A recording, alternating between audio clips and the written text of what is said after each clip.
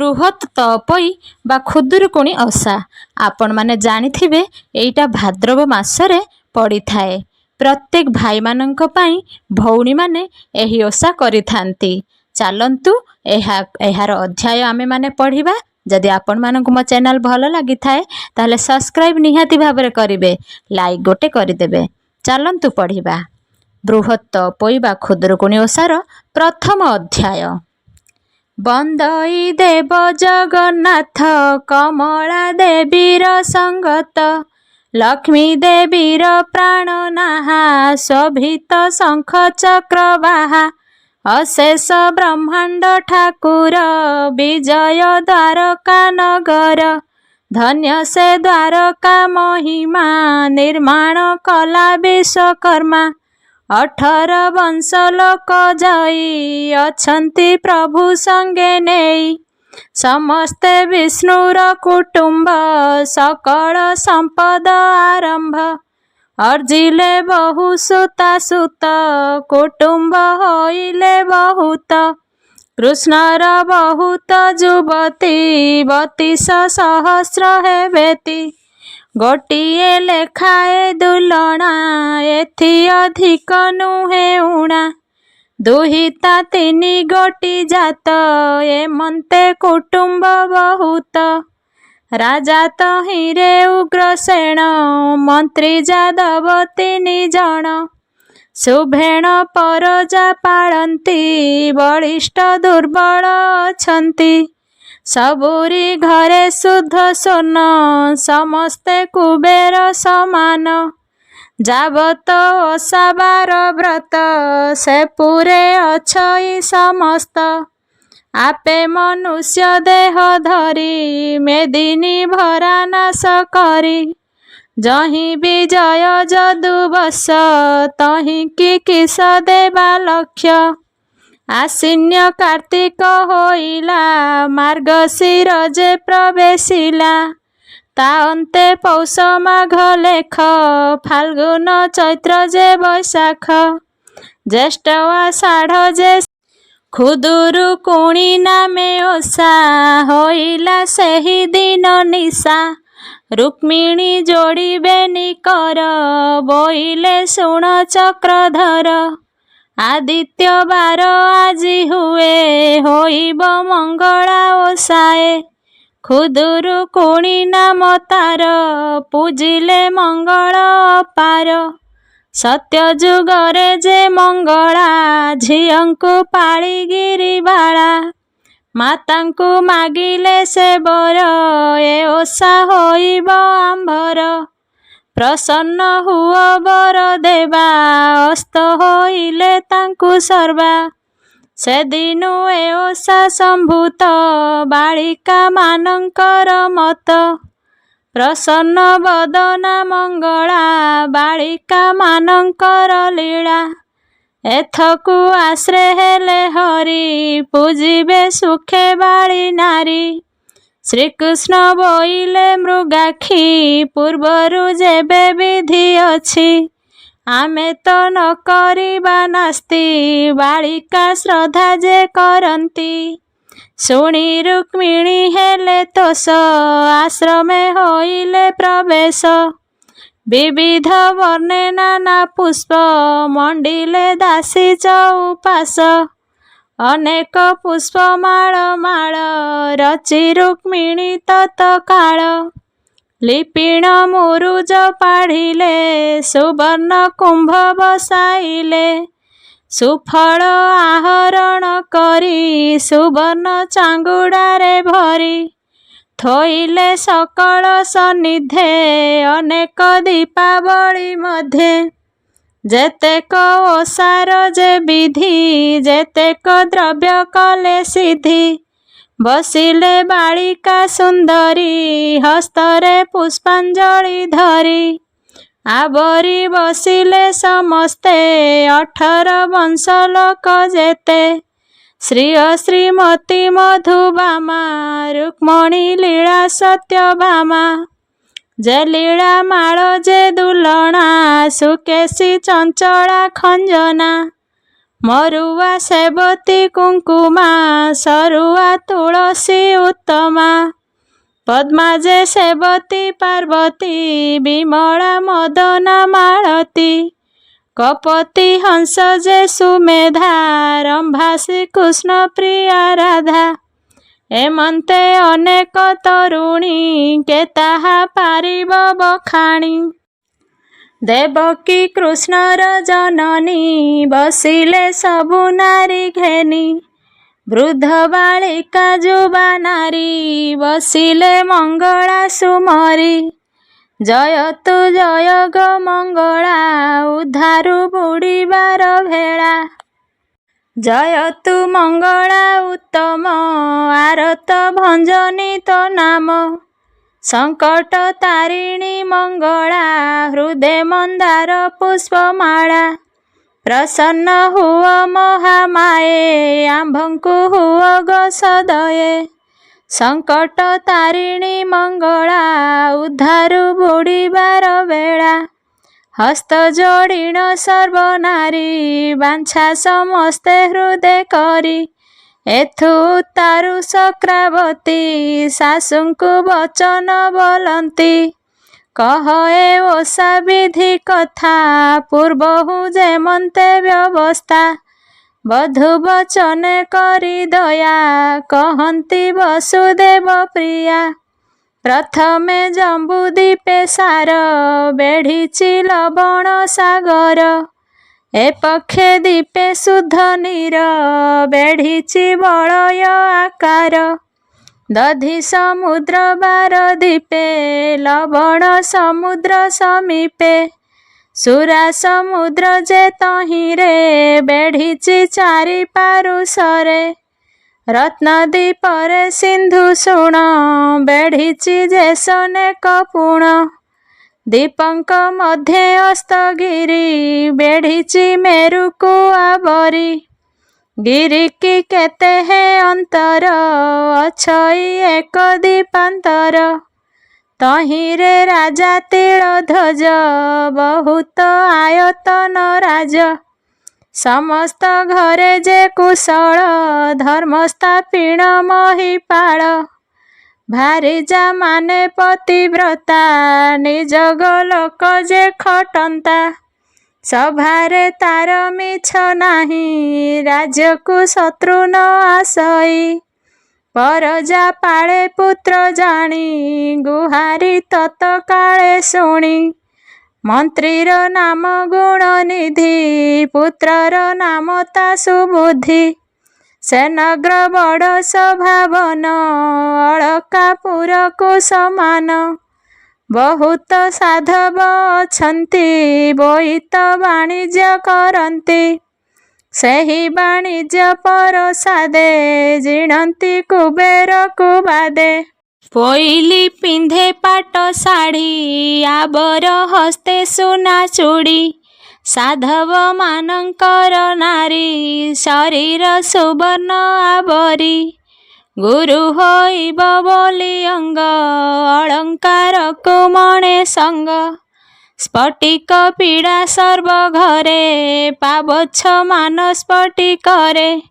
ସୁବର୍ଣ୍ଣ କଳସ ପୀଢ଼ାରେ ପତାକା ଉଡ଼ଇ ସଧୀରେ ଧନ୍ୟ ସେ ନଗର ଉତ୍ତମ ସମସ୍ତ ଘର ଲୋକ ସମ ତହିଁରେ ଏକ ସାଧୁ ଘର ତନୟବନ୍ତ ନାମ ତାର ପତ୍ନୀର ନାମ ଶକୁନ୍ତଳା ଜନ୍ମ ସେ କଲା ସପ୍ତବାଳା ଝିଅର ନାମ ତପୋଇ ସବୁହୁଁ ଦୁଲଣା ଅଟଇ ସାଧବ ବଡ଼ ଧନେଶ୍ୱର ବୋଇତ ସାତ ଖଣ୍ଡ ତାର ସାତ ପୁଅରେ ସାତ ବୋହୂ ସମସ୍ତେ ସୁନ୍ଦରୀ ସବୁହୁଁ ଚାଲନ୍ତି ସୁନାରେ ରୂପାରେ ଶୁଅନ୍ତି ଖଟ ପଲଙ୍କରେ ଏକ ଦିନରେ ତପୋଇ ଖେଳିଣ ଗଲା ସାଙ୍ଗ ପାଇ ମନ୍ତ୍ରୀର ଝିଅ ସଙ୍ଗେ ମିତ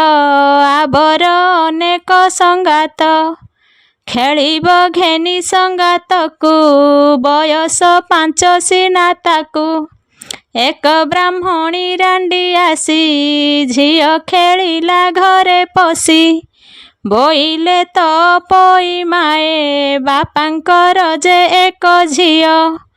ପୁଅମାନଙ୍କ ଠାରୁ ସାନ ମା ବାପାଙ୍କର ଜୀବନ। କରିଛୁ ବାଂଶର କୁଲାଇ ଧରିଛୁ ବାଂଶର ଟୋକାଇ।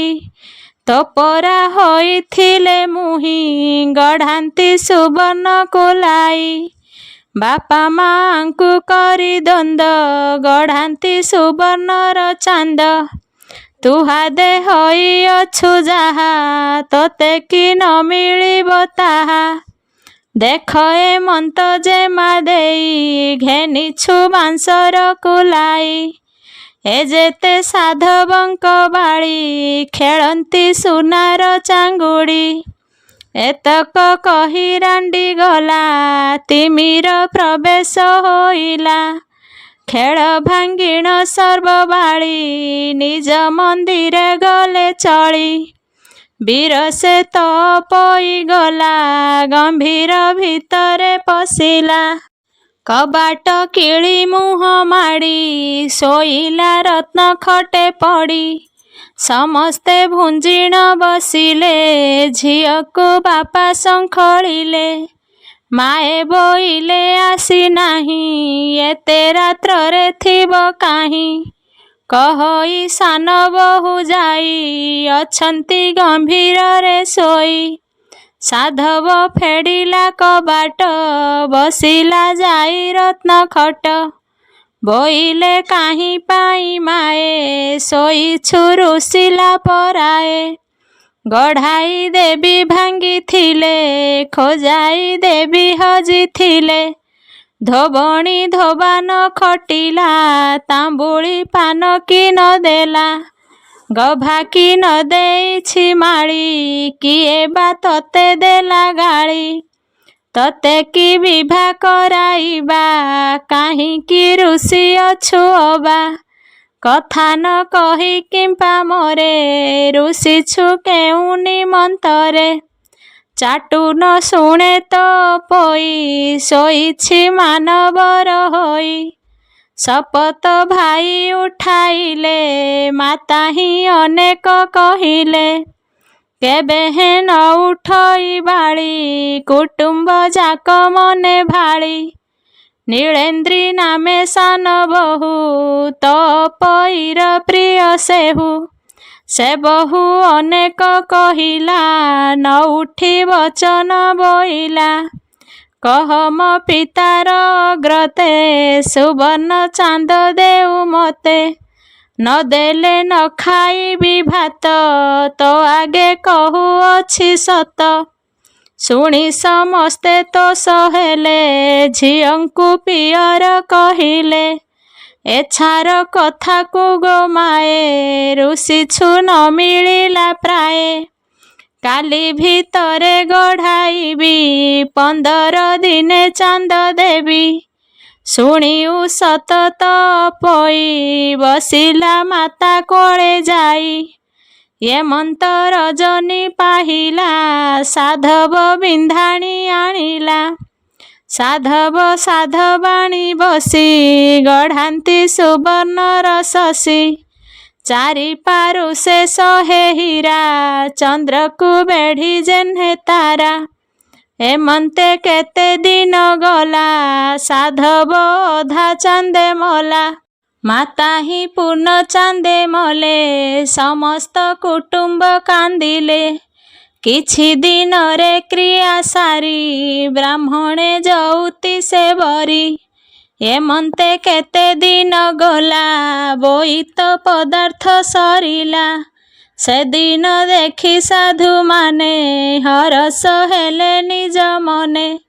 ସମୁଦ୍ରେ ବୋଇତ ମେଲିଲେ ଶପଥ ବୋହୂକୁ ଡାକିଲେ। ବୋଇତେ ଯାଉଅଛୁ ଆମ୍ଭେ ଘର ସମ୍ଭାଳିଥିବ ତୁମ୍ଭେ। ଦେଖ ଏ ଦଇବର କୃତ୍ୟ ପିତା ସଙ୍ଗରେ ଗଲେ ମାତ। ଯେମନ୍ତେ ଝିଅ ନ ଝୁରିବ ତେମନ୍ତେ ସେବା କରୁଥିବ। ଭୋଜନ କରାଇବ ଆଣି କହି ଅପୂର୍ବର ସବାଣୀ। ଦୋଳିରେ ଦୋଳି ପଞ୍ଚାଇବ ନିମିଷେ ହେଳାନ କରିବ। ଶୁଣି ବୋଲନ୍ତି ସାତ ଯାଏ ଝିଅଙ୍କୁ ନାହିଁ କିଛି ଭଏ। ନିରନ୍ତେ ସେବା କରୁଥିବୁ କ୍ଷଣେ ହେଳାନ କରିବୁ। ତୁମ୍ଭଙ୍କୁ ଦେଖି କରି ଆମ୍ଭେ ହେଳାରେ ରହିଥିଲୁ ଦମ୍ଭେ।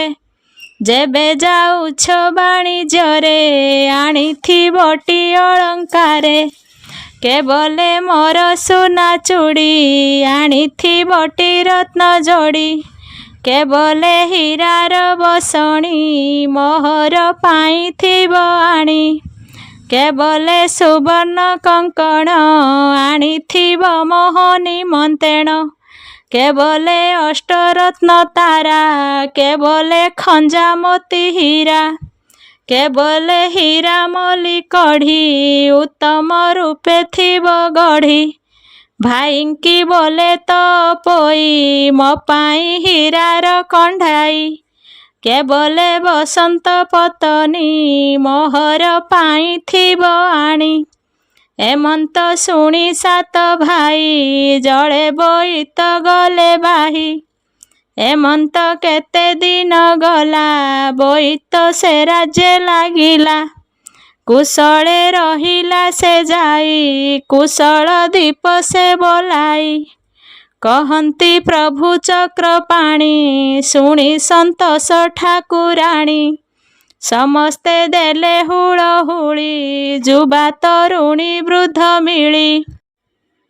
ମଙ୍ଗଳା ନାମ ଉଚ୍ଚାରିଲେ କର ଅଞ୍ଜଳି ଶିରେ ଦେଲେ। ଯେ ଯାର ଉପଚାର ବିଧି ପୂଜି କାମନା କଲେ ସିଦ୍ଧି। କହନ୍ତି ଦାସ ଗୋପୀନାଥ କୃଷ୍ଣ ଚରଣେ ମୋର ମାଥ। ପ୍ରଥମ ପାଳି ଅଧା ଶେଷ କାମିନୀ ଗଣେ ହେଲେ ତୋଷ। ଚଳିଲେ ଯେ ଯାହା ସଦନେ ମଙ୍ଗଳା ନାମ କରି ଧ୍ୟାନେ।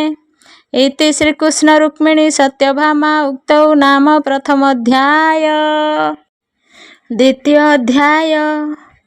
ଏଥି ଉତ୍ତାରୁ ଏବେ ଶୁଣ କହନ୍ତି ପ୍ରଭୁ ନାରାୟଣ। ରଙ୍ଗ ଅଧରେ ମନ୍ଦ ହସି ରୁକ୍ମଣୀ ମୁଖ ଚାହିଁ ଭାସି।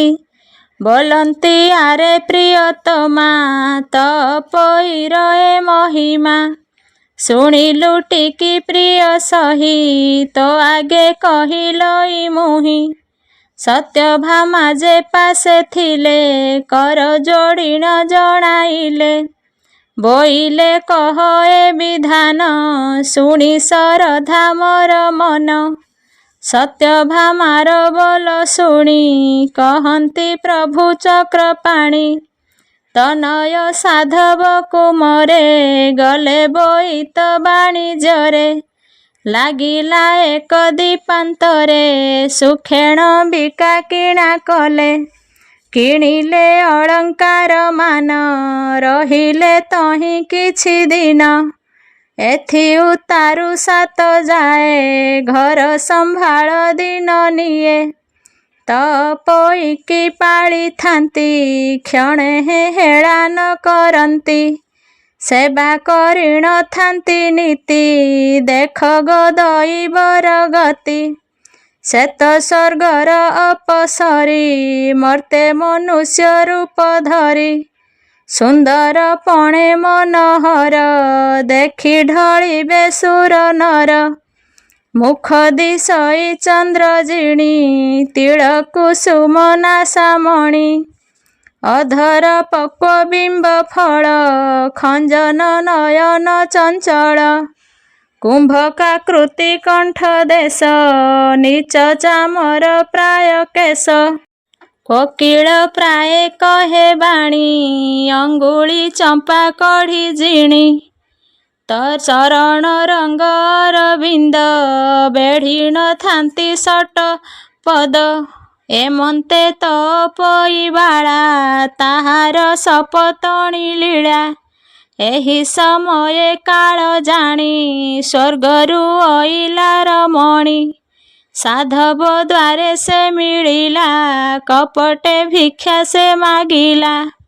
ରାଣ୍ଡି ବ୍ରାହ୍ମଣୀ ରୂପଧାରୀ, ଦେଖିଲା ସାଧବର ନାରୀ।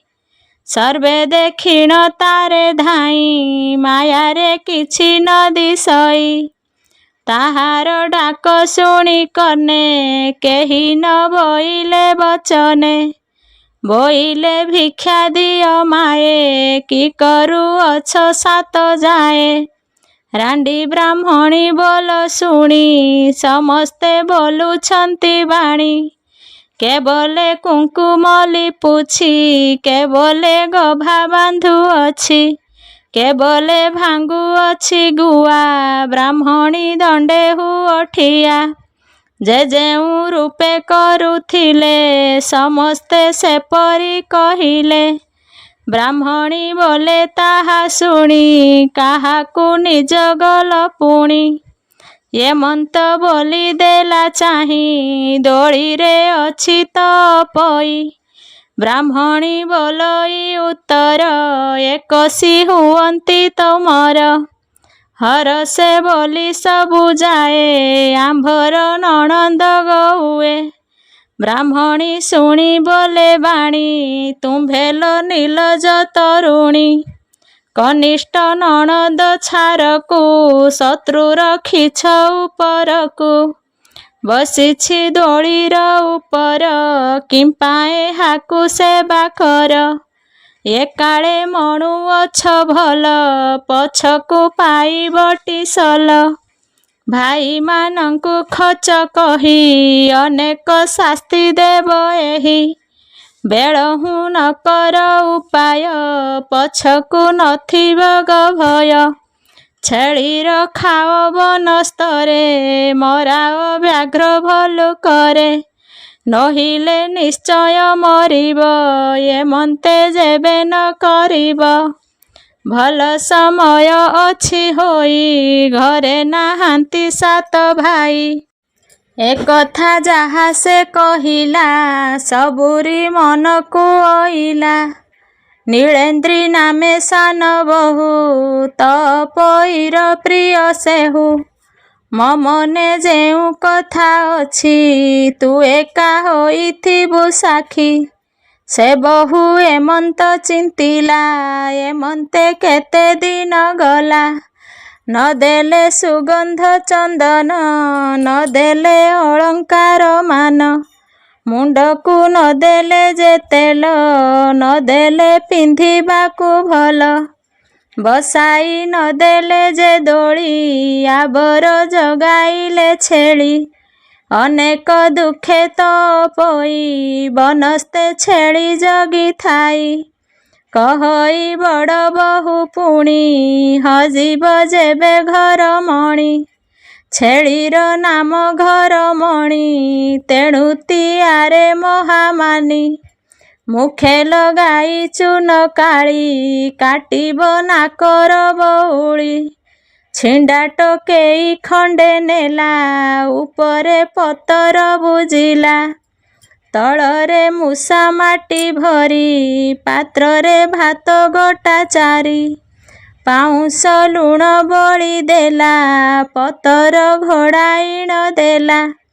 ଘେନିଣ ତପୋଇ ଚଳି, ବନରେ ଚରାଇଲା ଛେଳି। ଭୋକେଣ ଟୋକେଇ ଫେଡ଼ିଲା, ମାଟି ଦେଖିଣ ଫିଙ୍ଗି ଦେଲା। ନିତ୍ୟରେ ଛଅ ବୋହୂମାନେ, ଏହି ପ୍ରକାରେ ଦିନେ ଦିନେ। ସାନ ବୋହୂର ପାଳି ଦିନ, ବହୁତ ଦେଇଥାଇ ଅନ୍ନ। ତିଅଣ ଲୁଣ ଦେଇଥାଇ, ସେଦିନ ହସି ସୁସ୍ଥେ ଖାଇ। ଏମନ୍ତେ କେତେ ଦିନ ଗଲା, ଭାଦ୍ରବ ମାସ ଯେ ହୋଇଲା। ବନରେ ବସି ତପୋଇ, କଣ୍ଟେଣ ଛେଳି ଜଗି ରଖିଥାଇ। ବରଷା ବେଳେ ଘରମଣି, ହଜିଲା ବନସ୍ତରେ ପୁଣି। ଘରକୁ ସବୁ ଛେଳି ଗଲେ, ଗୁହାଳ ଭିତରେ ପଶିଲେ। ମାଇଲୁ ମୋର ଛେଳି ଗୋଟି, ହଜାଇ ଅଛୁ ନାକ କାଟି। ନଇଲେ ନାକ ଯେ କାଟିବି ଘରୁ ବାହାର କରିଦେବି।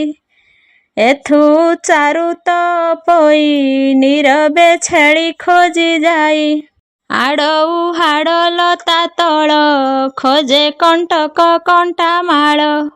ସମସ୍ତ ଠାବ ସେ ବୁଲିଲା ନ ପାଇ ତାଟକା ହୋଇଲା। ନିଶି ହୋଇଲା ଘଡ଼ି ଦୁଇ ଅନ୍ଧାରେ ପଥ ନଦୀ ସଇ। ଯୋଗେ ସେ ଦିନ ରବିବାର ଖୁଦୁରୁକୁଣି ଉଷା ସାର। କୋଠିରେ ବାଳ ଝିଅ ମିଳି ଦେଉଅଛନ୍ତି ହୁଳହୁଳି। ତାହା ଶୁଣିଲା ତ ପୋଇ କୋଠିରେ ମିଳିଲା ସେ ଯାଇ। ବୋଇଲା ନାରୀମାନେ ଶୁଣ ଏ ଓଷା କଲେ କେଉଁ ଗୁଣ। ଶୁଣି ବୋଲନ୍ତି ବାଳ ଝିଅ ଏ ଓଷା 5 ପାଳି ହୁଏ। ଖୁଦୁରୁକୁଣି ଏ ଅଟଇ ଯାହା ମାଗିବ ତାହା ପାଇ। ଏଥିରେ ଦେବତା ମଙ୍ଗଳା ରଖନ୍ତି ବୁଡ଼ିବାର ଭେଳା। ଏମନ୍ତେ ଶୁଣି ତ ପୋଇ ମନରେ ଆନନ୍ଦ ହୁଅଇ। ବୋଇଲା ଏ ଓଷା କରିବି ହଜିଲା ଛେଳିକି ପାଇବି। ତ ପୋଇକି ବସାଇଲେ ସମସ୍ତ ଫଳ ଦେଇଦେଲେ। ବସିଲା ସାଧବର ବାଳି ମନରେ ମଙ୍ଗଳା ସୁମରି। ମାଗ ମଙ୍ଗଳା ତୁ କାମାକ୍ଷୀ ତତେ ମୁଁ ସେବା କରୁଅଛି। ଛେଳିକି ପାଇବି ମୁଁ ଯେବେ ମୋହର ବାଞ୍ଛା ସିଦ୍ଧ ତେବେ। ଏମନ୍ତ ବିଚାରି ମନରେ ଛେଳି ନିମନ୍ତେ ଗଲା ଖରେ। ବାଟେ ଭେଟିଲା ଘରମଣି ନିଶ୍ଚିନ୍ତ ହୋଇଲା ତକ୍ଷଣି। ମନରେ ବାଞ୍ଛା ସିଦ୍ଧି କଲା ଛେଳିକି ନେଇଣ ରଖିଲା। ଏଥି ଉତ୍ତାରୁ ସାଧୁ ବାଳି ଘରମଣିକି ନେଇ ଚଳି। ଘରକୁ ଅଡ଼ାଇଣ ନେଲା ଗୁହାଳ ଭିତରେ ଛାଡ଼ିଲା। ବସିଲା ବହନ୍ତିରେ ଯାଇ ଦେହକୁ ଶୀତଳ କରାଇ। ଏ ଅନ୍ତେ ବଡ଼ ବୋହୂ ଆସି ଦେଖିଲା ଦ୍ୱାରେ ଅଛି ବସି। ବୋଇଲା କାଲି କାହିଁ ଥିଲୁ ଛେଳିକି ମୋର ହଜାଇଲୁ। ପଡ଼ିଣ ଥାନ୍ତୁ ଯେବେ ଭେଟ ପିଟନ୍ତି ତେନ୍ତୁଳିର ଛାଟ। ଏମନ୍ତ ଶୁଣି ତ ପୋଇ ଡରେଣ ବଚନ ବୋଲଇ। ଛେଳିକି ଆଣିଲି ହେ ଖୋଜି ବରଷା ବେଳେ ଥିଲା ହଜି। ବୋଲଇ ବଡ଼ ବୋହୂ ପୁଣି ବହନ ଛେଳି ଯାଅ ଘେନି।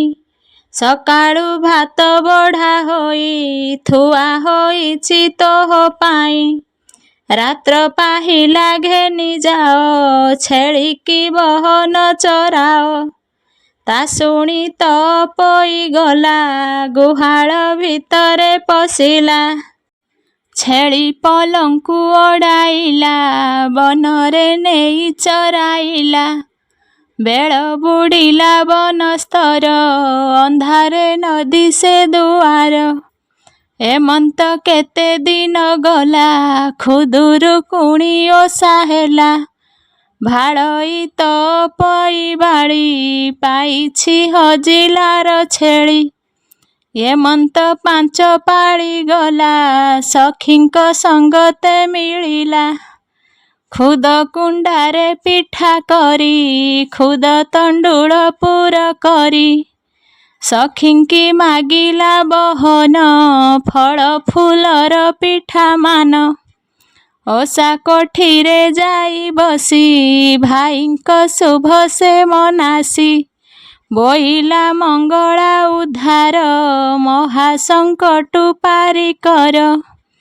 ଦରବରସ ହେଲା ଗଲେ ଆପଣା ରାଜ୍ୟକୁ ନଇଲେ।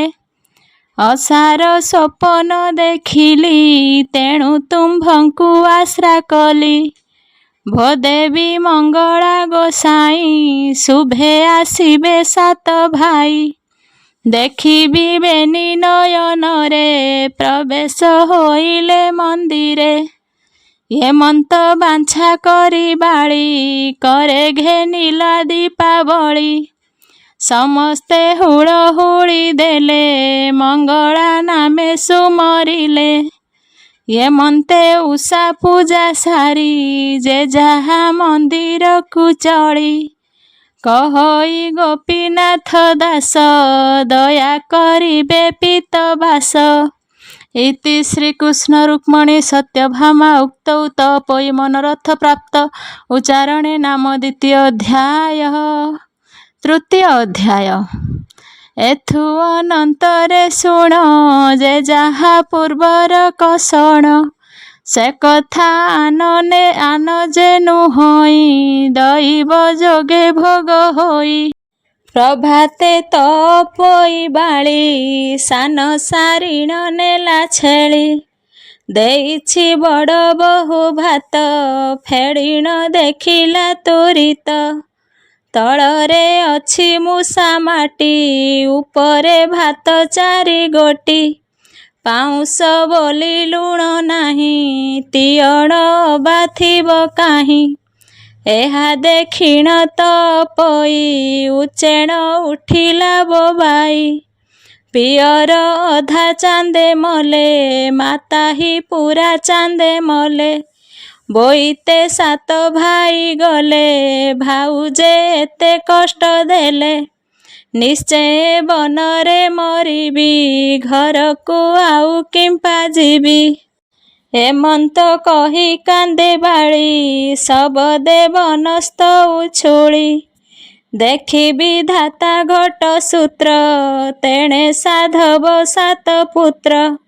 ବୋଇତ ଘେନି ଆସି କୂଳେ କାନ୍ଦଣା ଶବଦ ଶୁଣିଲେ। ନିକଟେ କାନ୍ଦୁଅଛି ବାଳି ତୁଣ୍ଡ ବାରିଣ ମନେ ଭାଳି। ତପୋଇର ତୁଣ୍ଡ ପ୍ରାୟ ଶୁଭଇ ଅରଣ୍ୟ ଲତାଏ।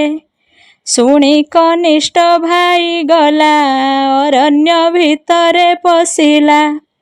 ଶିଆଳି ଲତା ତଳେ ଯାଇ ରୋଦନ କରେ ତପୋଇ। ରଜନୀ ଅର୍ଦ୍ଧ ଅଛି ହୋଇ ଦେଖି ସାଧବ ପୁତ୍ର ଯାଇ। କିଏ ତୁ ଭଲେଣ ଗୋ କହ ତପୋଇର କମ୍ପେ ଦେହ। କାହାର ଅଟୁ ତୁ ଗୋ ବଂଶ ନାମ ତୋହର ଅଟେ କିସ। ହେମନ୍ତ ଶୁଣି ତପୋଇ ନ କାନ୍ଦି ସମ୍ଭାଳି କହଇ। ନ ଜାଣେ ଭାଇ ବୋଲି କରି ଉଭା ହୋଇଲା ମନେ ଡରି। ବୋଇଲା କେତୁମ୍ଭେ ଗୋସାଇଁ ନିରକ୍ଷ ପ୍ରାଣୀ ମୁଁ ଅଟଇ। ମୋର ପିତାଙ୍କ ନାମ ସାହୁ ସାତ ପୁଅରେ ସାତ ବୋହୂ। ବୋଇତ ସାତ ଖଣ୍ଡ ତାର ସେ ଅଟେ ମୋହର ପିଅର। ମୋହର ନାମ ତପୋଇ କହିଲେ କଷ୍ଟ ନ ସରଇ। ଭାଇ ଯେ ଗଲେ ବୋଇତରେ ଭାଉଜେ କଷ୍ଟ ଦେଲେ ମୋରେ। ଅନେକ ମତେ ଦେଲେ ଗାଳି ବନସ୍ତେ ଜଗାଇଲେ ଛେଳି। ମନେ ପଡ଼ିଲେ ଭାଇମାନେ ରୋଦନ କରୁଅଛି ବନେ। ଶୁଣ ହେ ମାତ ତପୋଇ ବୋଇତ ଘେନି ସାତ ଭାଇ। ଆସିଲୁ ଏହି ନିକଟରେ ରୋଦନ ଶୁଣିଲୁ ସେଠାରେ। ମୋତେ ପେଶିଲେ ଜ୍ୟେଷ୍ଠ ଭାଇ ବୋଇତେଛନ୍ତି ଦେଖ ଯାଇ। ତେଣୁ ମୁଁ ଏଠାକୁ ଅଇଲି ଅରଣ୍ୟ ତୋତେ ମୁଁ ଦେଖିଲି। ଏବେ ଗୋ ମାଏ ଚାଲ ଯିବା ଭାଇଙ୍କୁ ସମସ୍ତ କହିବା। ଶୁଣି ଆନନ୍ଦ ତପୋଇ ଅନ୍ଧ କି ଚକ୍ଷୁ ଦାନ ପାଇ। ରାତକ ପିଇଲା କି ନୀର ଚନ୍ଦ୍ର କି ଦେଖିଲା ଚକର। ଭାଇ ଭଉଣୀ ବେଗେ ଗଲେ ବୋଇତେ ପ୍ରବେଶ ହୋଇଲେ। ବୋଇତେ ଜଳୁଥିଲା ଦୀପ ଦେଖିଲେ ତପୋଇ ରୂପ। ତେଲ ବିହୁନେ କେଶ ଉଡ଼େ ମୁଣ୍ଡୁ ଉକୁଣି ଝରି ପଡ଼େ।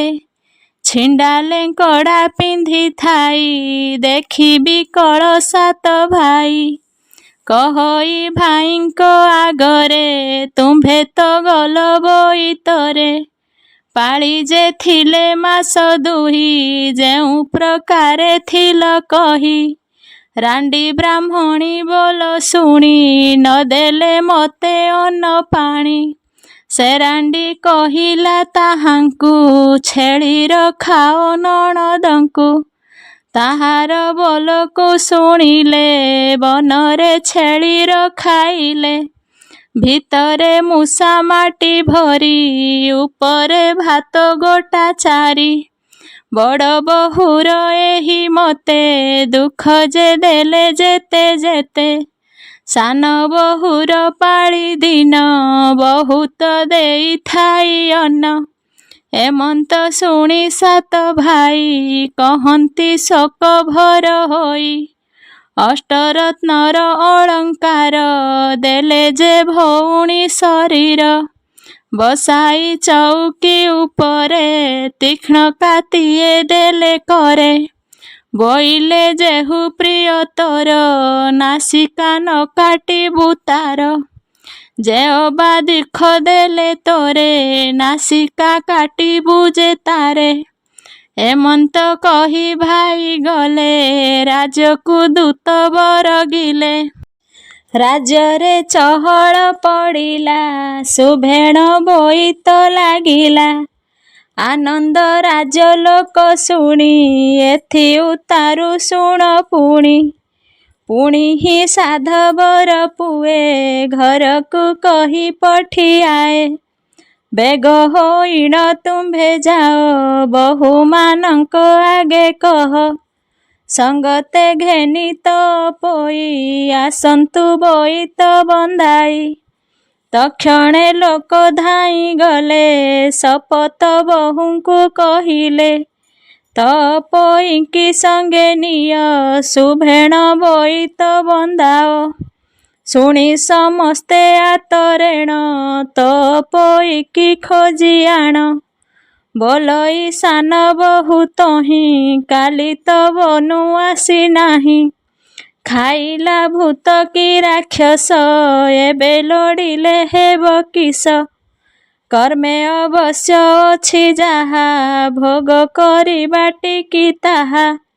ବୋଲଇ ବଡ଼ ବୋହୂ ଶୁଣି ବାହାର ହୁଅ ଅର୍ଘ୍ୟ ଘେନି। ବୋଇତ ବେଗେ ବନ୍ଧାଇବା ପୁଛିଲେ ବଞ୍ଚାଇ କହିବା। ଏମନ୍ତେ ଅର୍ଘ୍ୟ ଘେନି ବାଳି ବୋଇତ ପାଶେ ଯାଇ ମିଳି। ବୋହୂଙ୍କୁ ଦେଖି ସାତ ଭାଇ ବୋଇଲେ ଅଧର କମ୍ପାଇ। ସଙ୍ଗରେ ତ ପୋଇ ନାହିଁ ତୁମ୍ଭେ ଗୋ ଆସିଲ କିମ୍ପାଇଁ। ମଝିଆ ବୋହୂ ବୋଲେ କଥା ତ ପୋଇର ମୁଣ୍ଡ ବ୍ୟଥା। କେମନ୍ତେ ଚାଲିଣ ଆସିବେ ଦେହରେ ପୀଡ଼ା ସେ ପାଇବେ। ଏମନ୍ତ ଶୁଣି ସାତ ଭାଇ କହନ୍ତି କ୍ରୋଧ ଭର ହୋଇ। ଦେବତା ଛନ୍ତି ମଙ୍ଗ କୋଣେ ବନ୍ଦାଅ ଯାଇ ଜଣେ ଜଣେ। ପ୍ରଥମେ ବଡ଼ ବୋହୂ ଗଲା କୋଣେ ବୋଇତ ବନ୍ଦାଇଲା। ଛୁରୀରେ ତ ପୋଇ ବାଳି କାଟିଲା ନାକର ବଉଳି। ନାକୋଇ ହୋଇ ପଳାଇଲା ତା ପଛେ ଆରେ କୋଇଲା। ଏହି ପ୍ରକାରେ ସର୍ବବାଳି କାଟିଲା ନାକର ବଉଳି। ନୀଳେନ୍ଦ୍ରୀ ନାମେ ସାନ ବୋହୂ ତ ପୋଇର ପ୍ରିୟ ସେହୁ। ସମସ୍ତ ପଛେ ସେ ଅଇଲା ସେ ବୋହୂ ପଛେ ବନ୍ଦାଇଲା। ସାନ ବୋହୂକୁ ଦେଖି ବାଳି ହସ୍ତରୁ ପକାଇଲା ଛୁରୀ। କଣ୍ଠୁ କାଢ଼ିଲା ରତ୍ନମାଳି ବୋହୂ ବେକରେ ଦେଲା ବାନ୍ଧି। କାଖ କରିଣ ବୋହୂ ନେଲା ଆପଣା ମନ୍ଦିରେ ରଖିଲା। ଅତି ଆନନ୍ଦ ସେ ହୋଇଲେ ଉତ୍ତମ ସୁଖ ଭୋଗ କଲେ। ଏମନ୍ତ ଶୁଣି ସେ ରୁକ୍ମଣୀ ବୋଲନ୍ତି ଆହେ ଚକ୍ରପାଣି। ନାକୋଇ ମାନେ କାହିଁ ଗଲେ କେମନ୍ତେ ଯାଇ ସେ ରହିଲେ।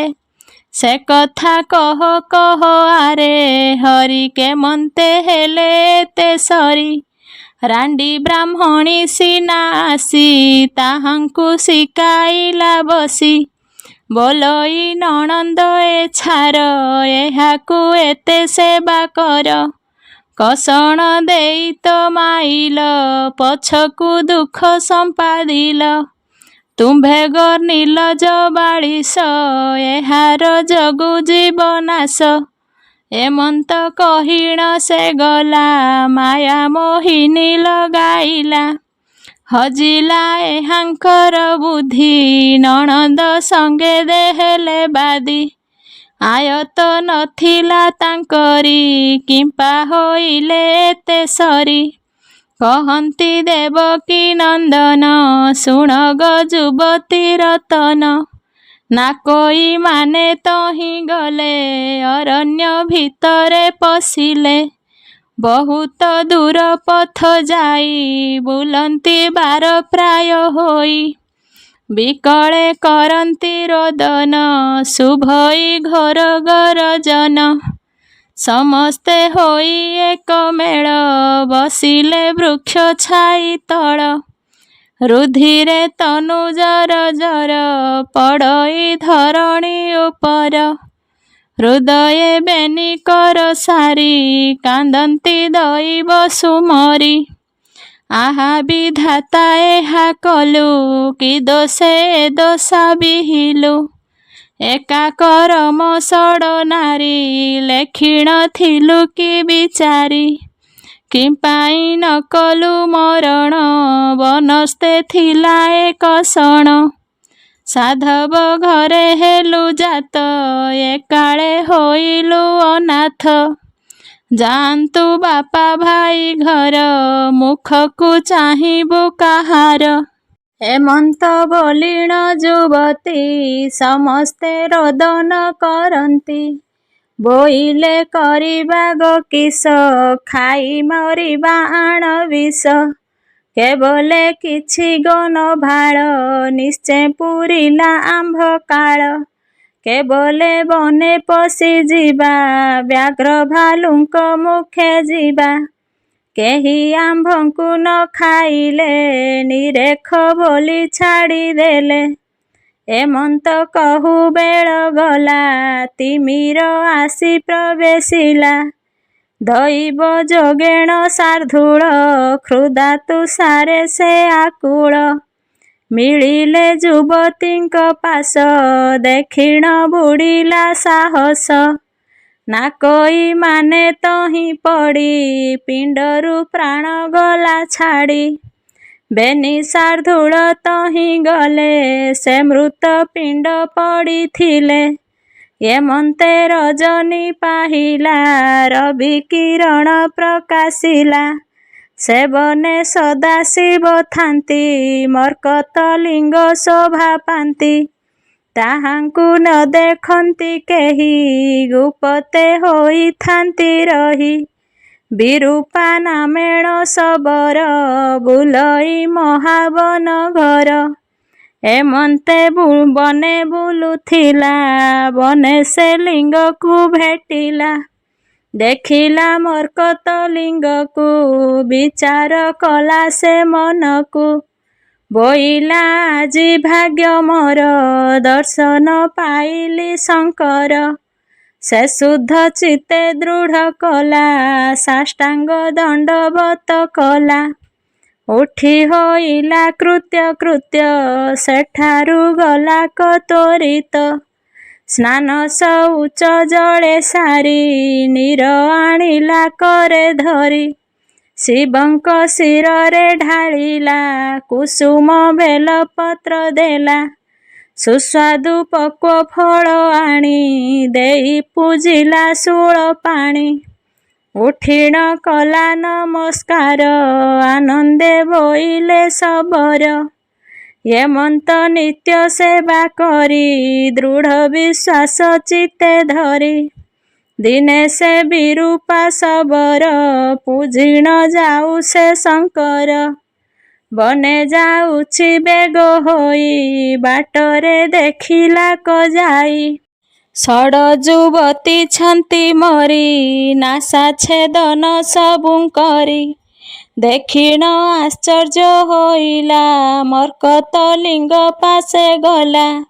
ସେ ନିତ୍ୟ କର୍ମ ସେ ସାରିଲା, ଯିବାକୁ ମେଲାଣି ମାଗିଲା।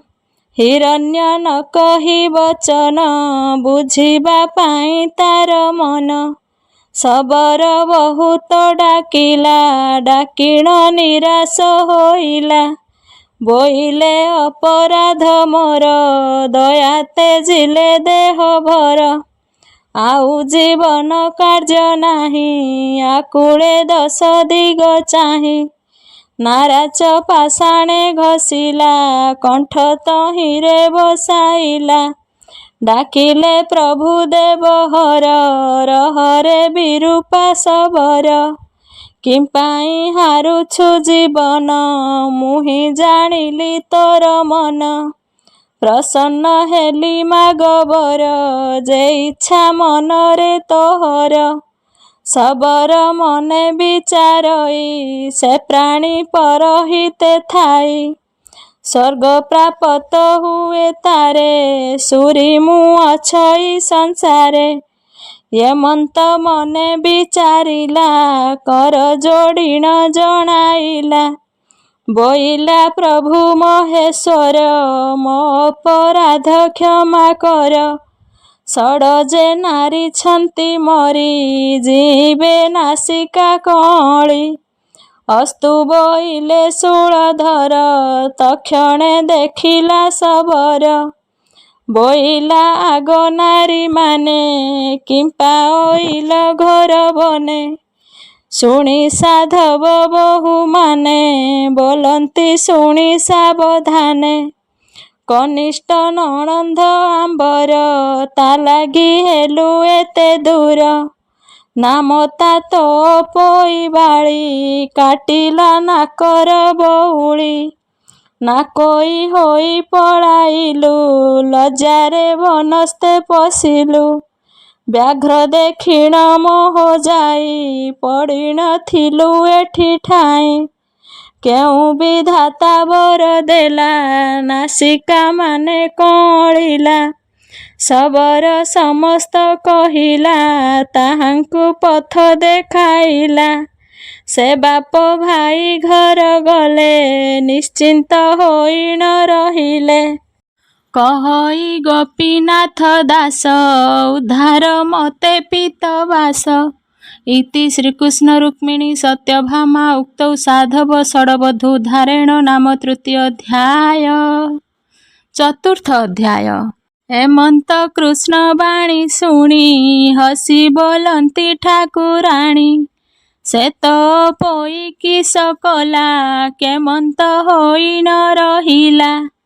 ଏମନ୍ତେ କେତେ ଦିନ ଗଲା, ସାଧବ ମନେ ବିଚାରିଲା।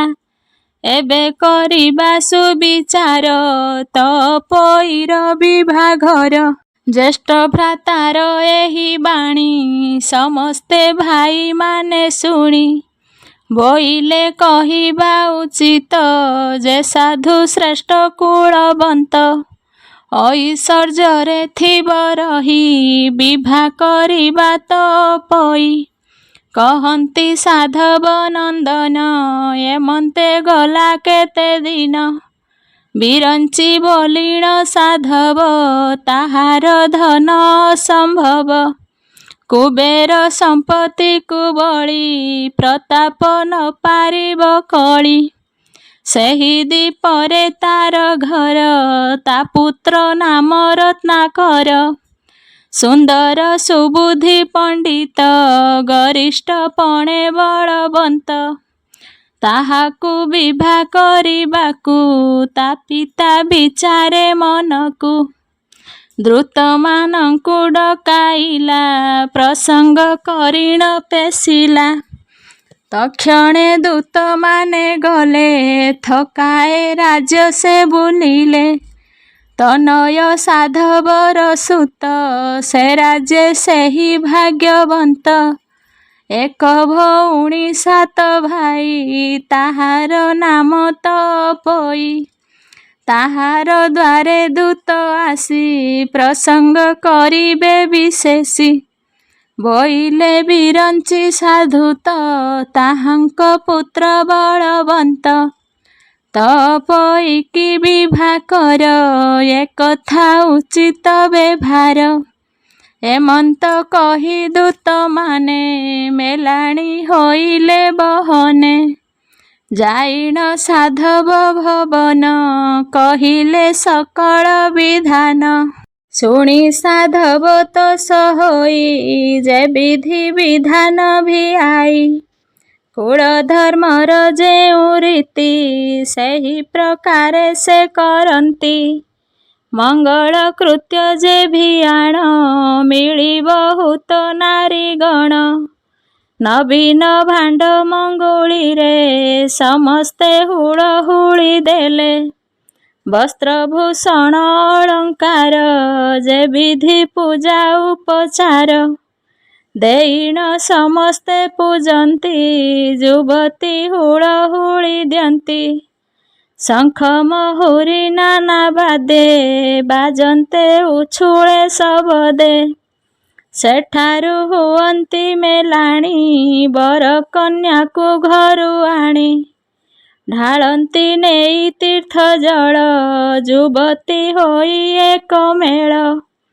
ତ୍ୱରିତେ ତହୁଁ ପୋଛି ଦେଲେ, ମଳିନ ବସ୍ତ୍ର ପିନ୍ଧାଇଲେ। ଏଥି ଉତ୍ତାରୁ ଆର ଦିନ, ବିଭା ଉତ୍ସବ ଯୋଗ ଲଗ୍ନ। ବ୍ରାହ୍ମଣ ଜ୍ୟୋତିଷ ଆସି, ବିଶେଷ ପଚାରନ୍ତି ବସି। କହନ୍ତେ ସମସ୍ତେ ଶୁଣିଲେ, ବିଭା ଉଦ୍ୟମ ପଚାରିଲେ। ମଙ୍ଗଳ ବାଦ୍ୟ ଉଚ୍ଚାରନ୍ତି, ବରକୁ ବେଦୀରେ ବସାନ୍ତି। ବ୍ରାହ୍ମଣେ ବେଦ ବାକ୍ୟେ ଭାସି, ବୋଇଲେ କନ୍ୟାକୁ ଆଣସି। ତା ଶୁଣି କନ୍ୟାକୁ ଅଣାଇ, ଲବଣ ଚଉଁରୀ ପକାଇ। ଅଷ୍ଟରତ୍ନର ଅଳଙ୍କାର, ଖଞ୍ଜିଲେ କନ୍ୟାର ଶରୀର। ଝିନବସନ ପିନ୍ଧାଇଣ, ଦେବାଙ୍ଗ ବସ୍ତ୍ର ଉପରଣ। ଦେଇଣ କନ୍ୟାକୁ ଆଣିଲେ, ବେଦୀ ଉପରେ ବସାଇଲେ। ଅନେକ ବାଦ୍ୟ ବଜାବନ୍ତି, ଯୁବତୀ ହୁଳହୁଳି ଦିଅନ୍ତି। ଶବଦ ଶୁଭେ ଘୋର ନାଦ, ବ୍ରାହ୍ମଣେ ପଢୁଛନ୍ତି ବେଦ। ଜନଗହଳେ ନୁହେଁ ପଶି, ଦେଖି ବର କନ୍ୟାକୁ ତୋଷି। ସମସ୍ତେ ଧନ୍ୟ ଧନ୍ୟ କଲେ, ବିଭା ଉତ୍ସବ ବଢ଼ାଇଲେ। ବନ୍ଧୁ କୁଟୁମ୍ବ ଜ୍ଞାତ ଜନ, ଭୋଜନ କଲେ ମିଷ୍ଟାନ୍ନ। ସେଦିନ ରଜନୀ ପାହିଲା, ରବ କିରଣ ପ୍ରକାଶିଲା। ସାତ ଭାଇଙ୍କି ଅଣାଇଲା, ବିରଞ୍ଚି ସାଧବ ଉଠିଲା। ବୋଇଲେ ମେଲାଣି ଆମ୍ଭଙ୍କୁ, ବହନ ଦିଅ ହେ ଯିବାକୁ। ଶୁଣି ତନୟ ସାଧୁ ସୁତେ, ଉଦ୍ୟମ କଲେ ଯିବା ଅର୍ଥେ। ସଜ କରିଣ ରଜ ଦୋଳି, ବସାଇ ତପୋଇ ବାଳି। ସୁବର୍ଣ୍ଣ ଚାନ୍ଦ ଘରେ ଥିଲା, ସାଧବ ବେଗେ ଅଣାଇଲା। ଉପରେ ଖଟାଇଲା ସେହି, ଦେଖି ଆନନ୍ଦ ତପୋଇ। ଚନ୍ଦ୍ରକୁ ବେଢ଼ି ଯେହ୍ନେ ତାରା, ଅତି ସୁନ୍ଦର ଦିଶେ ତୋରା। ଦକ୍ଷିଣ ନଗ୍ର ନାରୀମାନେ, ବୋଲନ୍ତି ଧନ୍ୟ ତୋ ଜୀବନେ। ସାତ ଭାଇରେ ତପୋଇ, ଦଣ୍ଡେ ମୂର୍ଚ୍ଛାନ୍ତି କେହି ନାହିଁ। ଭାଉଜ ଦେଖି ନ ପାରିଲେ, ଏହାର ଲାଗି ଦୂର ହେଲେ। ସାନ ଭାଉଜ ନଣନ୍ଦର, ଦଣ୍ଡେ ହେ ନୁହେଁ ଅଭ୍ୟନ୍ତର। କେମନ୍ତେ ମୂର୍ଚ୍ଛିବ ଏହାକୁ, ଆସିବା ଯାଏ ତା ଘରକୁ। ଏମନ୍ତ ଶୁଣି ତପୋଇ, ବେନି ନୟନୁ ଲୁହ ବହି। ଭାଉଜ କାନ୍ଦେ ଶୋକ ଭରେ, ଲୁହ ପୋଛିଣ ବେନି କରେ। ସାହି ପଡ଼ିଶା ଯେତେ ଥିଲେ କାନ୍ଦିଣ ପ୍ରବୋଧନ କଲେ। ଏମନ୍ତ ସୈନ୍ୟ ସଜ ହେଲେ ଯେ ଯାହା ବାହନ ଚଢ଼ିଲେ। ବରକୁ ସୁବେଶ କରାଇ ପାଲିଙ୍କି ଉପରେ ବସାଇ। ଆଗରେ ଗଲେ ତ ପଇ ପଛରେ ବର ଚଳି ଯାଇ। ତ ପଇର 7 ଭାଇ ପାଛଟି ଖଣ୍ଡେ ଖଣ୍ଡେ ଦୂର ଯାଇ। ବିରଞ୍ଚି ସାଧବକୁ କହି ଯେ ଯାହା ରୂପେ ମାନ୍ୟ ହୋଇ। ଲେଉଟି ଘରକୁ ଅଇଲେ କନ୍ୟା ଘେନିଣ ସେହୁ ଗଲେ। ଯାଇଣ ମିଳିଲେ ରାଜ୍ୟରେ ଶୁଣ ହେ ଏଥୁ ଅନନ୍ତରେ। ଚଉଠି 7 ଯେ ମଙ୍ଗଳା ଏ ରୂପେ ସବୁ ସେ ବଢ଼ିଲା। ଏମନ୍ତେ ଶ୍ରୀକୃଷ୍ଣର ବାଣୀ ରୁକ୍ମଣୀ ସତ୍ୟଭାମା ଶୁଣି। ବୋଲନ୍ତି ଶୁଣ ଦେବ ହରି ସେ ତ ସ୍ୱର୍ଗର ଅପସରି। ସାଧବ ଘରେ ସେ ରହିଲା କେମନ୍ତେ ସ୍ୱର୍ଗକୁ ସେ ଗଲା। କହନ୍ତି କମଳ ଲୋଚନ ଶୁଣ ଗୋ ରମଣୀ ରତନ। ସେ ଚିତ୍ରସେନ ସ୍ୱର୍ଗପୁରେ ଭାଳଇ ବସି ନିରନ୍ତରେ।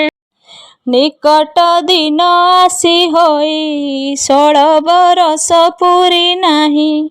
ଏମନ୍ତ ସମୟେ ଗନ୍ଧର୍ବ ଇନ୍ଦ୍ରକୁ ବୋଇଲେ ଭୋଦେବ। ଏବେ ମୁଁ କରିବି କେମନ୍ତେ ବିଚାର କର ସଚିନାଥ। ଇନ୍ଦ୍ର ବୋଇଲେ ଚିତ୍ରସେନ 16 ବରଷ ଯେଉଁ ଦିନ। ସମ୍ପୂର୍ଣ୍ଣ ହୋଇବଟି ଯେବେ ବିମାନ ଘେନି ଯିବୁ ତେବେ। ବସାଇ କରି ତୋର ନାରୀ ମଞ୍ଚୁ ଆଣିବୁ ସ୍ୱର୍ଗପୁରୀ। ଶୁଣିଣ ଇନ୍ଦ୍ରର ବଚନ ଗନ୍ଧର୍ବ ଗଣୁଥାଇ ଦିନ।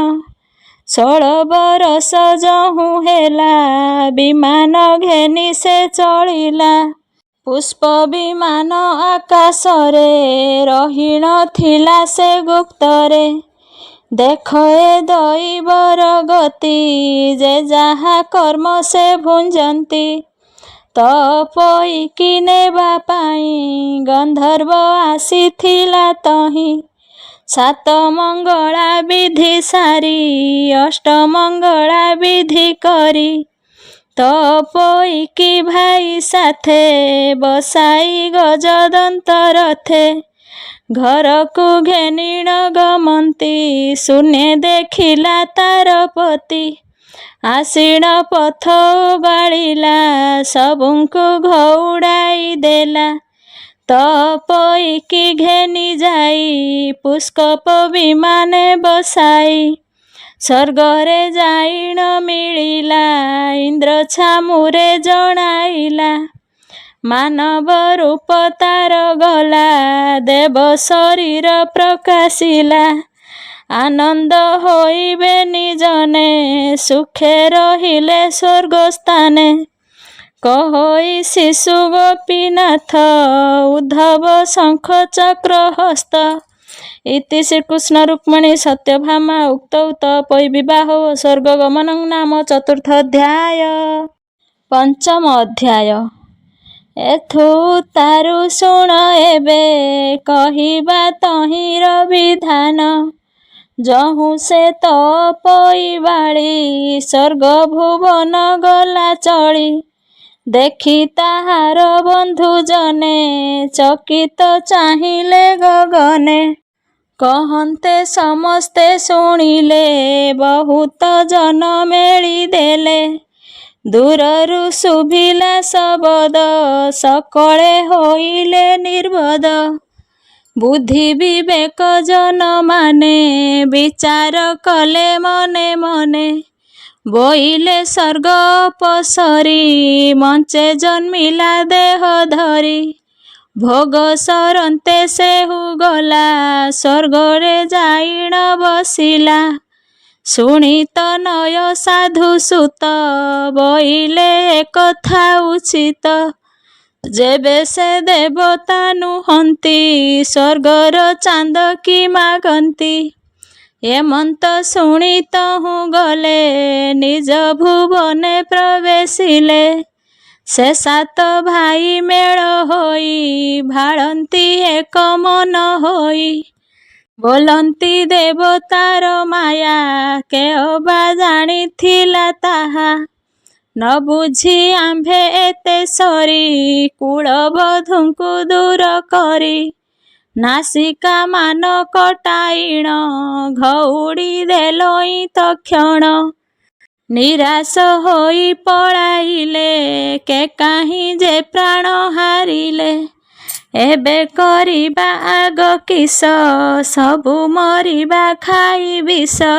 ଧନ ସମ୍ପଦ କାରଣ ଦଇବ ଦେଲା ଯେ କଷଣ। ମାତା ପିଅର ଆମ୍ଭେ ମଲେ ଆମ୍ଭ କଷଣ ନ ଦେଖିଲେ। କହିଣ ବିମଳ ହୁଅନ୍ତି ନୟନୁ ଲୋତକ ଗଡ଼ାନ୍ତି। ବହୁତ ହୋଇଲା କଷଣ ଜଗତେ ଶୁଭିଲା ଶୋଷଣ। ସାଧବ ଶୁକ୍ର ହୋଇ କରି ଭାରିଜା ଦେଲେ ଦୂର କରି। ଏବେ ପାଇଲେ ଏଡ଼େ ଦୁଃଖ ହୋଇଲେ ଅତି ନିରେଖ। ସେ କୁଳବଧୂମାନେ ଥିଲେ ସମସ୍ତେ ବାରତା ପାଇଲେ। ଶୁଣିଣ ହୋଇଲେ ଉଷତ ବହନ ପେଶି ଦେଲେ ଦୂତ। ଯେ ଯାହା ଅନୁରୂପେ ଗଲେ ସାଧବ ମନ୍ଦିରେ ମିଳିଲେ। କହିଲେ ସକଳ ବିଧାନ ଶୁଣି ହୋଇଲେ ତ ସମନ। ସକଳ ବନ୍ଧୁ ଘରେ ଗଲେ ଭାରିଜା ମାନଙ୍କୁ ଦେଖିଲେ। ଦେଖିଣ କଲେ ସେ ରୋଦନ ବହଇ ଅଶ୍ରୁ ଘନ ଘନ। ସକଳ କଥା ମାନ ନେଇ ବହୁତ ହେଲେ କୁହାକୁହି। ବୋଇଲେ ଆସ ଯିବା ଘର ନାହିଁ ଯେ କଲେ ନାରୀ ବର। ବହୁତ କଷ୍ଟରେ ଅଇଲେ ଯେ ଯାହା ସୁଖେ ରାଜ୍ୟ କଲେ। ଧନ ବସଇ ରତ୍ନମାନ ବହୁତ କଲେ ବିପ୍ରଦାନ। ପୁତ୍ର ଦୁହିତା ହେଲେ ଜାତ ଏମନ୍ତେ ବଂଶ ପ୍ରମିତ। ସେହି ସାଧବ ବହୁ ଯେତେ ଓଷା କଲେ କି ସମସ୍ତେ। ଭାଦ୍ରବ ମାସ ରବିବାର ଖୁଦୁରୁକୁଣି ଆଦ୍ୟସାର। ସେଦିନ ଉପବାସ କରି ମଙ୍ଗଳା ଦେବୀ କୁସୁମରି। ଓଷା ମନ୍ଦିର ଯତ୍ନ କଲେ ଚୂନରେ ଯତନ ଲିପିଲେ। ମଙ୍ଗଳା ଦେବୀ ରୂପ ଦେଖି ସମସ୍ତେ ମାନ୍ୟ କଲେ ଦେଖି। ସାତ ବୋଇତ ଯେ ଦେଖିଲେ ସାତ ସାଧବ ବସାଇଲେ। ତପୋଇକି ମଙ୍ଗ କୋଣେ ଦେଖି ହସିଲେ ଜଣେ ଜଣେ। ବୋଇଲେ ଏପରି ସୁନ୍ଦରୀ ନାକ କାଟିଲା ସବୁଙ୍କରି। ସାନ ବହୁର ପ୍ରୀତି ସିନା ଭାଇମାନଙ୍କର ଦୁଲଣା। କେବଲେ ନଣନ୍ଦ ଆମର କରିଛି ଯେତେ ଉପକାର। କେବଲେ ଦଳିରେ ବସିଲା କେବଲେ ଛେଳି ରଖିଥିଲା। କେବଲେ ଭାତ ମୂଷା ମାଟି ବନସ୍ତେ ଖାଉଥିଲା ଖୁଣ୍ଟି। ପାଉଁଶି ଲୁଣ ଏ ଖାଇଲା ତେଣୁଟି ଭାଇଙ୍କି କହିଲା। କେହୁ ବୋଲଇ ଏହିଠାରେ ତୀକ୍ଷ୍ଣ ଛୁରୀଟି ଦେଲେ କରେ। ପୁଣିହି ନାକ ଯେ କାଟିବ ଆମ୍ଭଙ୍କୁ ବଳେ ବିନାଶିବ। ଏମନ୍ତ ପରିହାସ କରି କହନ୍ତି ସାଧବର ନାରୀ। ତହିଁ ଉତ୍ତାରୁ ସର୍ବେ ଗଲେ ଯେ ଯାହା ବିଧି ଯେ ଆଣିଲେ। ବିବିଧ ଫୁଲମାଳ ମାନ କର୍ପୂର କସ୍ତୁରୀ ଚନ୍ଦନ। ଅଗୁରୁ ଧୂପ ଦୀପାବଳି ବନ୍ଦାଇ ଦେଲେ ହୁଳହୁଳି। ଶ୍ରୀଫଳ ଆଦି ଯେତେ ଫଳ, କାକୁଡ଼ି ମକା ଯେ କଦଳୀ, ଉଖୁଡ଼ା ମୁଆଁ ଠୁଳ କରି, ଚାଙ୍ଗୁଡ଼ା ମାନଙ୍କରେ ଭରି, ଦେଇଣ ମଙ୍ଗଳା ପୂଜିଲେ, ଆନନ୍ଦେ ହୁଳହୁଳି ଦେଲେ, ଉଠିଣ ଗଲେ ଯେଝା ଘରେ, ବସି ମିଳିଲେ ପ୍ରଭାତରେ, ହେମନ୍ତ ପ୍ରତିପାଳି କରି, ପ୍ରୀତ ସ୍ଥାନକୁ ତହିଁ ସାରି, ପଥେ ଆସନ୍ତେ ହୁଳହୁଳି, ଦିଅନ୍ତି ନବୀନ ଦୁଲାଳେ, ଯାହାର ଯେ ଇଚ୍ଛା କଳ୍ପନା, ମଙ୍ଗଳା ନାମେ ସୁମରଣା, କହନ୍ତି ଯେଝା ମନ ଜାଣି, ଦୟା କରନ୍ତି ଠାକୁରାଣୀ। ଲେଖିଲା ଗୋପୀନାଥ ଦାସ, ଏତ ପଇ ଗୀତ ଶେଷ, କହନ୍ତି ପ୍ରଭୁ ପୀତବାସ, ରୁକ୍ମଣୀ ସତ୍ୟଭାମା ତୋଷ। ଇତି ଶ୍ରୀ ରୁକ୍ମିଣୀ ସତ୍ୟଭାମା ଉକ୍ତ ସାଧବ ପୁତ୍ର ବଧୂ ସ୍ୱସ୍ଥାନ ଗମନଂ ନାମ ପଞ୍ଚମ ଅଧ୍ୟାୟ। ଫୁଲତୋଳା ଗୀତ। ପ୍ରଭାତରୁ ଉଠି ବାଳିକା ମାନେ, ମଙ୍ଗଳା ମାତାଙ୍କୁ ସୁମରି ମନେ, ଗେଲି ଦୁଲି ଆଇ ଚମ୍ପା ଗୌରୀ, ସୁଲୋଚନା ସହ ସକଳ ମିଳି, ଡାକି ହାକି ହୋଇ ସରବେ ଗଲେ, ଆନନ୍ଦ ମନରେ ଫୁଲ ତୋଳିଲେ, ସ୍ନାହାନ ନିମନ୍ତ ନଦୀକୁ ଯାଇ, ସ୍ନାନ ସାରି ମନେ ମଙ୍ଗଳା ଧ୍ୟାଇ, ଓଦା ବସ୍ତ୍ରେ ନଦୀ କୂଳରେ ବସି, ବାଲୁକା ପୂଜନ୍ତି ବାଳିକା ମିଶି, ହସ ହସ ହୋଇ ଗୃହେ ଫେରିଲେ, ବସ୍ତ୍ର ପାଲଟି ଫୁଲ ଗୁନ୍ଥିଲେ, ତରାଟ ମନ୍ଦାର ଅଶୋକା ଜୁଇ, ରଙ୍ଗଣୀ ମାଳତୀ ସୁଷମା ଯାଇ, କାଠ ଚମ୍ପା ରଙ୍ଗ ବଣ ବକୁଳ, ବିନା ସୂତ୍ରେ ଗୁନ୍ଥି ରକ୍ତର ମାଳ, ସର୍ବଜୟ ଫୁଲ କନିଅରକୁ, ମିଶାଇ ଗୁନ୍ଥିଲେ ଫୁଲ ମାଳକୁ, ସୁନା ଚାଙ୍ଗୁଡିରେ ଅତି ଯତନେ, ଭୋଗ ସାମଗ୍ରୀକୁ ରଖି ସୁମନେ, ମଙ୍ଗଳାଙ୍କ ପାଶେ ସକଳ ବାଳି, ମନବାଞ୍ଛା ସର୍ବେ ମନରେ ଭାଳି, ଆବରି ବସିଲେ ପୁରହ ଗଣ, ପାଞ୍ଚ ପାଳି ଓଷା ହୋଇଲା ପୂର୍ଣ୍ଣ, ଯେ ଯାହା ମନରେ ଧ୍ୟାଇ ବସିଲେ, ସେହି ଅନୁରୂପ ବର ଲଭିଲେ, ହୁଳହୁଳି ଦେଲେ ଆନନ୍ଦ ମନେ, ଚଳିଲେ ଯେ ଯାହା ନିଜ ଭୁବନେ, ମଙ୍ଗଳା ମାତାଙ୍କ ପାଦ ପଦ୍ମରେ, ଗୋପୀନାଥ ଚିତ୍ତ ରହୁ ନିଶ୍ଚଳେ।